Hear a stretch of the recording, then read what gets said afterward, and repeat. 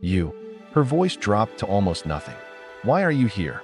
Lydia Kincaid stood just inside the doorway, flanked by her assistant and a lawyer whose blazer cost more than a month's rent on this entire street.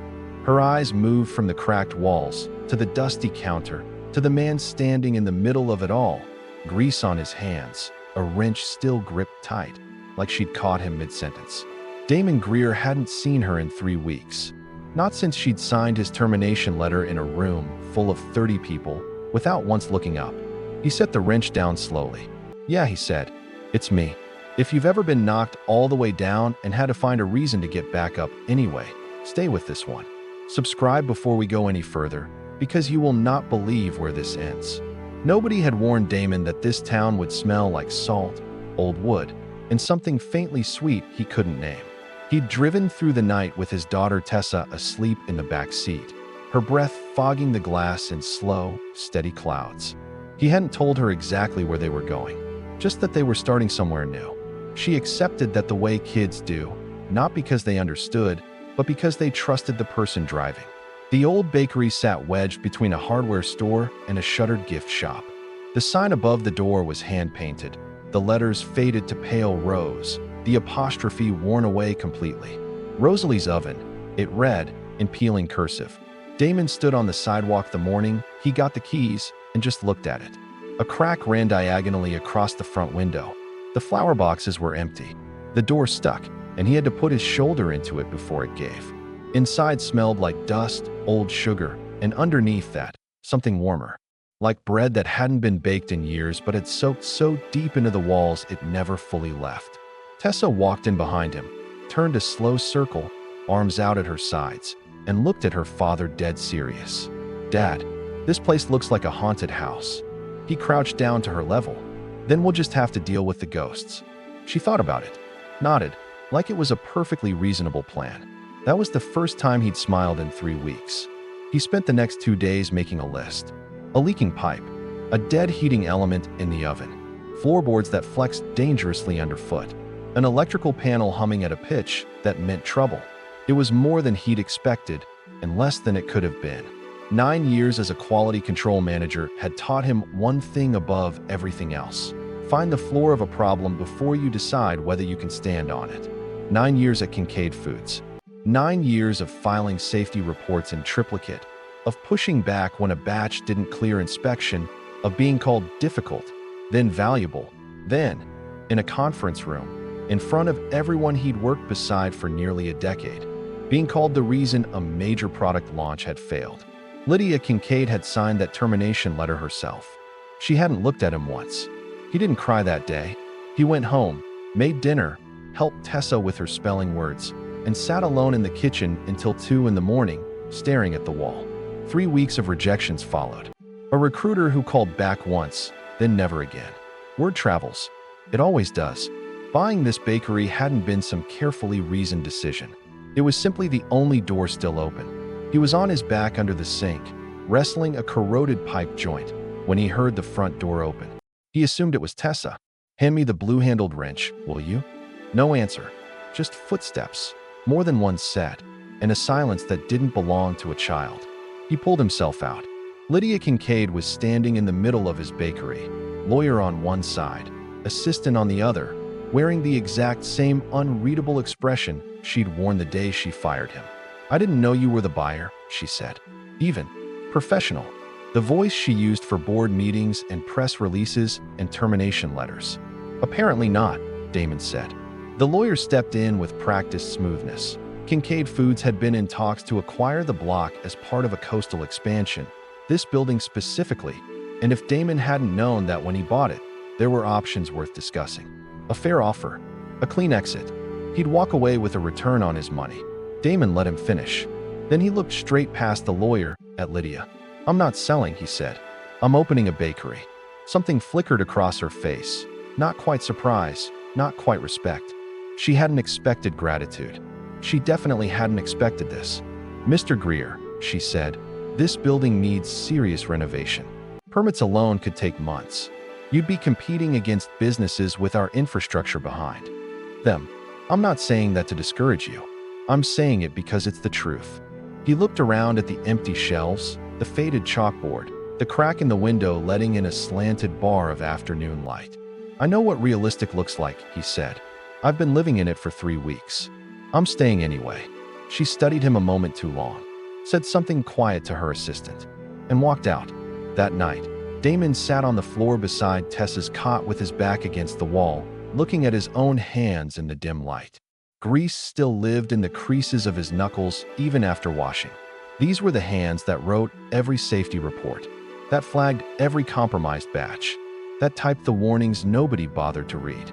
He thought about the conference room. 30 faces that wouldn't meet his eyes. A lawyer trying to hand him a clean exit from the last thing he had left. Then he thought about Tessa saying, "We'll just have to deal with the ghosts," like it was already settled. He stayed on that floor until his back ached. Then he got up and started on the list. Word moved through the town the way it does in small places. Not through one conversation, but the slow buildup of many. A woman named Diane, who ran the flower shop 2 doors down, brought him coffee one morning and asked what he was planning. When he told her, "A bakery," she pressed her lips together the way people do when they're holding something back, and said, "Rosalie would have liked that." He didn't know who Rosalie was yet. He filed the name away. Tessa helped every afternoon after school, sitting cross-legged on the counter, drawing menu boards in colored pencil. She had strong opinions about fonts. She told him the old prices on the chalkboard were far too low, and if he didn't charge more, nobody would take the place seriously. He told her he'd take that under advisement. She told him to take it under serious advisement. On day 8, he made the decision the way decisions sometimes need to be made twice, once out loud and once in the place where you actually live. He was opening on the day of the town's summer festival, 6 weeks out. With whatever he had, he was not selling. He was not negotiating. He was not blinking first. Lydia Kincaid had signed his life away without looking at him. Whatever her company wanted with this street, it was going to have to go through him first. For the first time in 3 weeks, Damon felt something in his chest that wasn't grief or exhaustion. It wasn't quite hope either. It was harder than hope. It was resolve. He picked up the wrench and went back to work. The renovation moved the way hard things do, slow, then all at once. He pulled up rotted floorboards and replaced them with salvage wood. He painted the walls a warm cream that Tessa chose after holding up 7 paint swatches to the light and ruling each one out like a judge handing down a verdict. He scrubbed the front window with vinegar and newspaper until the only flaw left was that diagonal crack, and then he decided to leave it. Some things you keep the way they are. Every evening, Tessa updated the chalkboard, her handwriting rounder and steadier than any 7-year-old's had a right to be. Little illustrations crept in beside each item, a curl of steam over the coffee, a lopsided star by the lemon rolls. Damon watched her from the kitchen doorway one night and thought, whatever else is still broken here, this part is right. Lydia kept coming back to town. Not every day, but enough that he started to feel her presence the way you feel weather changing before you see the clouds. Her car on the street, her assistant in and out of the accounting office next door. Once, he looked up from fixing a door hinge and found her across the street, not quite looking at him, not quite not looking either. He went back to the hinge. One afternoon, she came in alone, no lawyer. She told him the company's architects had marked his corner as the anchor point of their proposed development. She said it like she was delivering a weather report, not making an argument. He told her he wasn't interested. She said he didn't need to be interested, just informed. He said he understood the situation fine and went back to sanding the counter. He expected her to leave. Instead, she looked around the room slowly, the way she had that very first day, and said, without any particular weight to it, "You're doing this yourself." "Yes. All of it. Most of it." She nodded once and left. That was the Lydia he understood, precise, controlled, always angling for something. What he couldn't account for was what he saw the following Thursday, rounding the corner from the back alley. Tessa sitting alone on the front step, a book open and unread in her lap, watching the street the way kids do when they're waiting on a parent and trying hard not to look like it. Lydia had stopped a few feet away. She didn't say a word to her, just stood there a moment, looking at a 7-year-old trying not to seem alone. Then she walked on, but Damon caught her face in that half second before she turned, and it wasn't the face she wore in negotiations. Back at the regional office, A man named Brent Mallory was watching all of this with the focused attention of someone who had a great deal to lose. Brent was the company's chief operating officer, the one who'd quietly reframed a compromised ingredient batch as sabotage instead of a failure of oversight. The one who'd needed someone to pin it on. Damon fit, outspoken, principled, inconveniently right too often for comfort. Brent had heard Lydia was spending more time in this town than the deal required. He'd also heard she'd requested an internal documentation review. He didn't know exactly what she was digging for. He knew exactly what was buried there to find, which amounted to the same problem. He called her twice that week. She didn't answer. He left one message. Asterisk, the acquisition needs to close by end of month. Don't make this complicated. Asterisk. Then he started making calls of his own. The trouble arrived quietly, the way it usually does. Damon's flour supplier called to say he'd need full payment up front. Heard some things, the man said. Asterisk, not saying I believe them. Business is business. Asterisk, a second supplier said the same, in different words. A third never called back at all. The old story, quality manager fired over a sabotage investigation, had been picked up by a couple of trade blogs years back. None of them ever ran a follow-up when the investigation quietly went nowhere, because nothing happening isn't a headline. A few people in town had read it. He could tell by the careful politeness in the hardware store, the tone people use when they've decided not to bring something up. Diane didn't do that.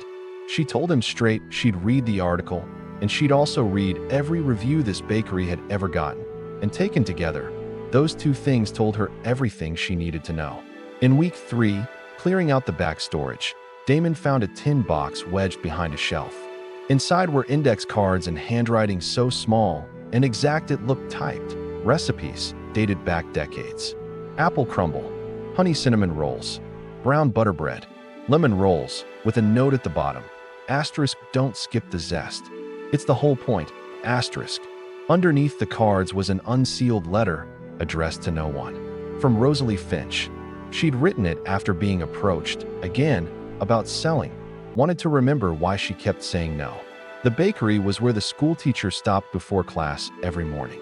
Where the widow down the street sat every Saturday because she didn't like being home alone. Some buildings are worth more standing than sold, she'd written. Damon read it twice, then set the tin on the shelf above the oven, where he could see it from anywhere in the kitchen. He decided the opening menu would use Rosalie's recipes exactly as she'd written them.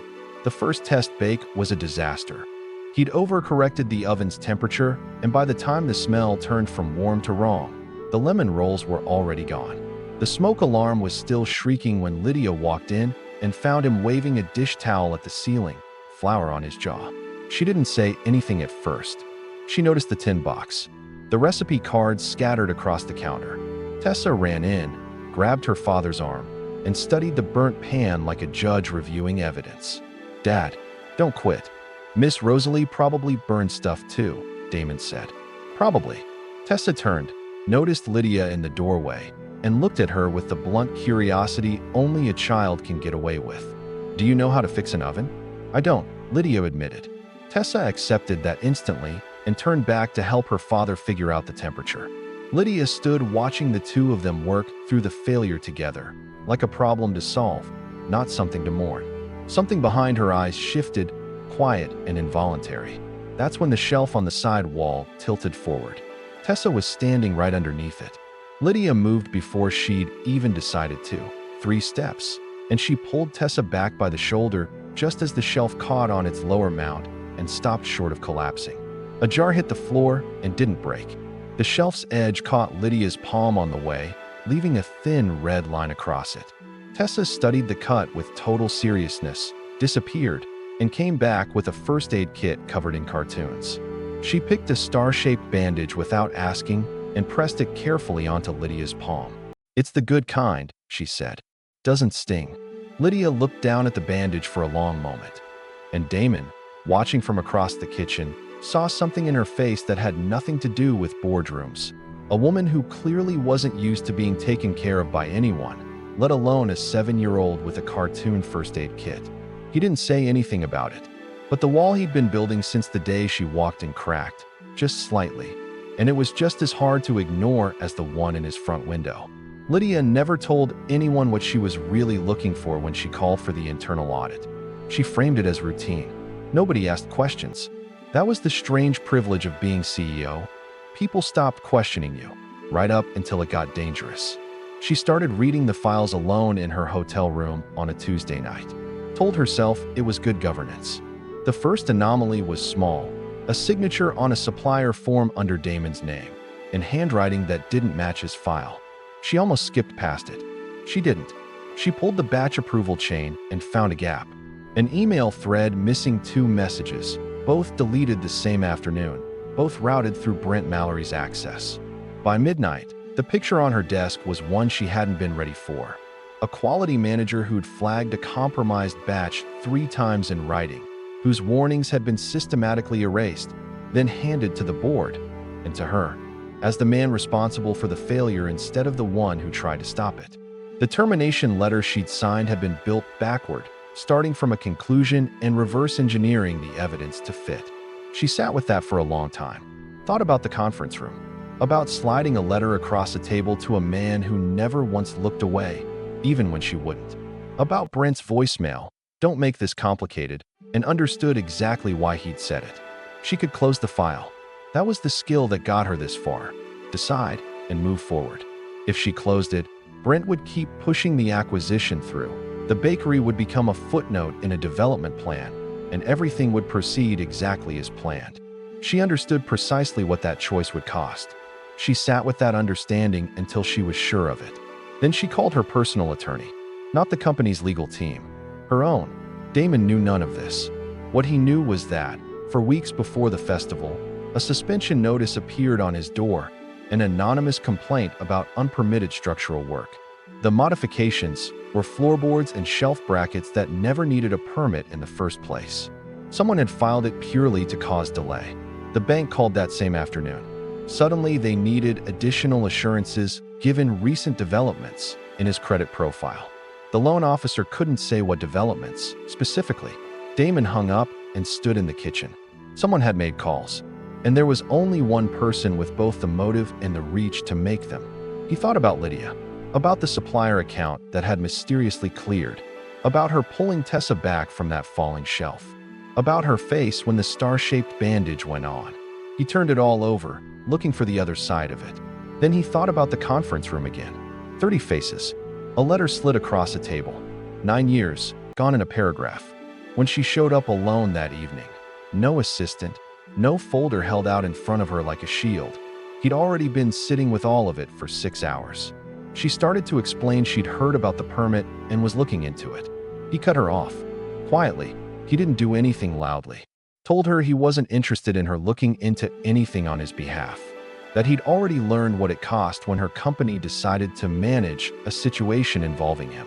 "I'm not behind the permit complaint," she said. "How would I know the difference?" She told him there were things in the company's internal files he needed to see. "You signed that letter," he said. "You looked at whatever they put in front of you, and you signed it. I lost my job, my reputation. My daughter had to leave her school because I couldn't hold a lease anymore. Whatever you found doesn't undo any of that. It just means you're dealing with it on your schedule instead of mine." She set a folder on the counter and left without another word. He didn't open it that night. He looked instead at the tin box above the oven, at Tessa's chalkboard, her lopsided star by the lemon rolls, at the cracked window, the cream-colored walls, the floorboards he'd laid one at a time. All of it suddenly felt fragile in a way it hadn't before, like something built in the dark that the light was about to expose.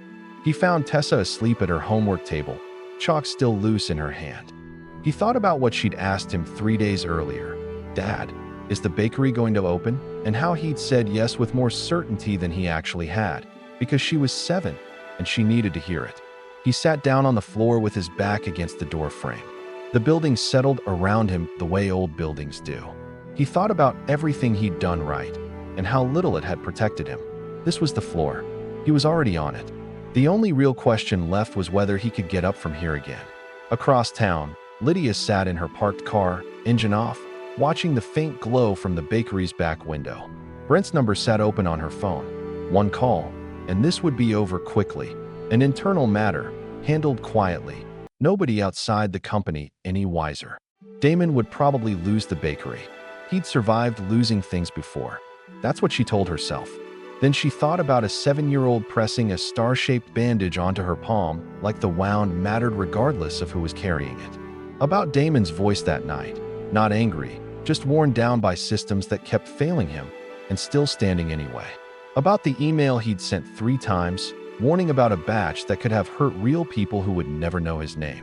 She closed Brent's contact, opened her attorney's number instead. "I need you here by morning," she said when the line picked up. "I have documents I want on record. Is everything all right?" She looked at the light in the bakery window. "Not yet, but it will be." The morning of the festival came in gently, coastal light slanting sideways off the water, the kind that makes everything look worth keeping. Damon had been up since 4. Rosalie's recipe cards lined up against jars on the counter so he could read them without touching them. Brown butterbread first, then honey cinnamon rolls, then the lemon rolls, the ones he'd practiced 6 times and finally gotten right on the 5th. He'd almost called the whole thing off 3 days earlier. The permit suspension had been quietly withdrawn, no explanation given. The bank called to say the hold on his account had lifted, that someone at the county office had cleared up the paperwork. He hadn't submitted a thing. He understood, without being told, that something had shifted somewhere above him. That morning, Tessa had found him standing at the counter, hands flat on the surface, staring at nothing. She'd stood beside him quietly, then said, "Dad, we already painted the walls." He looked at her. She looked back with the expression that meant the point had been made and needed no further comment. He started the dough 20 minutes later. 3 days before the festival, Lydia had walked into a boardroom with her personal attorney and a printed copy of everything she'd found, laid out clean and sequential, the way she'd learned to present things over 15 years. Signature discrepancies, deleted emails, a timeline of Brent Mallory's access lining up exactly with the disappearance of Damon's warnings. Then she told the board, plainly, that she'd signed a termination letter without verifying the report behind it, and that the report was false, and that responsibility for that was hers. The board chair asked if she was prepared for what came next. She said she was. Brent was placed on leave the next morning, referred for legal review. The company issued a formal statement clearing Damon's name. Lawyers began drafting a settlement for the damage done, and Lydia withdrew the acquisition on the street herself, in writing, that same afternoon. She came to the bakery the day before opening, alone. Damon came out from the kitchen and found her setting the same folder on the counter, the one he still hadn't opened. "This is the full review," she said. "I wanted you to have it, whatever you decide to do with it. No excuses attached. I can't give you back the months you lost. But I'm done hiding behind the structure that let this happen." This time, he opened it, read slowly while she waited, silent, across the counter. Found his own email, the 3rd warning, sent 2 days before launch, flagging a specific batch from a specific supplier. The one he'd sent knowing it would cause delay, and sent it anyway, because the alternative was a bad product reaching real people. Someone had deleted it. Someone had decided his integrity was a loose end worth managing. He closed the folder, set it down. Neither of them spoke. Then Tessa appeared from the back room and asked Lydia, flat out, "Are you coming to the opening tomorrow?" "I haven't decided." "You should. Dad's lemon rolls are the whole point." She vanished again, and something in Damon that had been held tight for weeks let go by one small degree. "I'm not there yet," he told Lydia, "with any of this. I need you to know that." "I know, but you can come tomorrow, if you want." She nodded, picked up her coat, and left. Opening morning arrived warm by 7, the kind of summer warmth that feels like a promise finally being kept. Damon flipped the sign to open. Tessa took her place behind the counter with the quiet authority of someone who'd been rehearsing this moment for 6 weeks. The first tray of lemon rolls came out at 7:15. The smell hit the street before the door had even fully opened. Diane was first in line, which felt right, and told Damon that Rosalie would have been proud. This time, he knew enough to believe her. By 8, the line reached the sidewalk. By 9, the honey cinnamon rolls were gone. Lydia arrived at 9, in a light jacket instead of a blazer, and waited in line like everyone else. At the counter, she asked Tessa what she'd recommend. "The lemon rolls, obviously. Were you not listening yesterday?" She took 2, and sat at the small table by the cracked window, watching the room fill. Watching Damon move through the kitchen like a man doing exactly what he was built for. Watching Tessa hand a bag to an older man and say, "Dead serious. The zest is the whole point." Miss Rosalie wrote it down. When there was a break in the line, Damon stepped out and stood near her table. Didn't sit. "The board called this morning," he said. "I know what you put in front of them. It was the least I could do." "Yeah," he said. "It was." He went back to the kitchen. It wasn't forgiveness. Not yet. Not a clean ending. But it was honest. And that was more than either of them had expected from the other this whole summer. In the months that followed, the bakery became the kind of place small towns get lucky enough to have. Not because it was remarkable, but because it was real. Damon hired 2 people from town who needed the work. He started a free weekend baking class, mostly kids at first, then a few laid-off adults with time on their hands and nowhere in particular to put it. Lydia started showing up on weekends, off the clock, sitting at the same table by the cracked window, doing the quieter parts of her work and never once trying to run the place. One Saturday, Tessa taught her to braid dough, correcting her form with a patience that didn't seem to come from anywhere Damon could point to. It was just there in her. "You're a slow learner," Tessa told her. "That's okay," Lydia said. "Most people are at first." Damon had been fired like a man with nothing left to offer.